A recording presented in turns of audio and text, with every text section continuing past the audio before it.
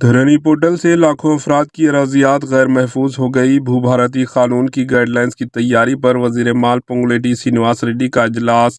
وزیر مال پونگولیٹی سرینواس ریڈی نے کہا کہ سرکاری اور خانگی اراضیات کے ریکارڈز کو محفوظ رکھنے اور اراضی تنازعات کو ختم کرنے کے لیے بھو بھارتی ROR 2025 قانون کو اسمبلی میں منظور کرتے ہوئے نیا ریونیو قانون کو متعارف کیا گیا۔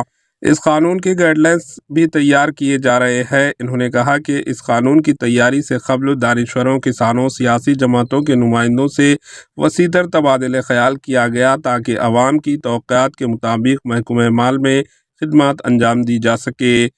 وزیر پونگولیٹی سرینواس ریڈی نے کہا کہ چیف منسٹر ریونت ریڈی کی سوچ کے مطابق بھو بھارتی قانون کو تیار کیا گیا۔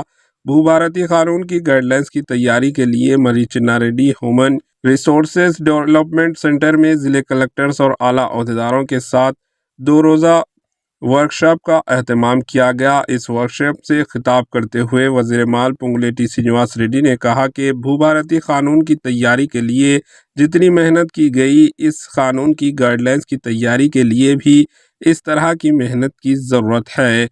مستقبل کی ضروریات کو مد نظر رکھتے ہوئے اراضی تنازعات کے مستقل حل کے لیے یہ قانون تیار کیا گیا ہے۔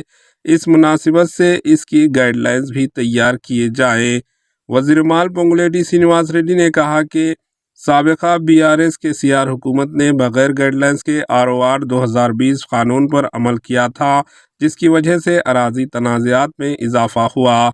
انہوں نے کہا کہ دھرانی پورٹل کی وجہ سے بھی اراضی تنازعات میں کافی اضافہ ہوا ہے، جس سے لاکھوں افراد بالخصوص کسانوں کی اراضیات غیر محفوظ ہو گئی۔ وزیر موصوف نے کہا کہ سکریٹریٹ میں بیٹھ کر گائیڈ لائنز تیار کرنے کے بجائے زمینی سطح کا جائزہ لیتے ہوئے گائیڈ لائنز تیار کیے جائیں۔ انہوں نے جلد سے جلد گائیڈ لائنز تیار کرنے کا عہدیداروں کو مشورہ دیا۔ Bureau report AHN news.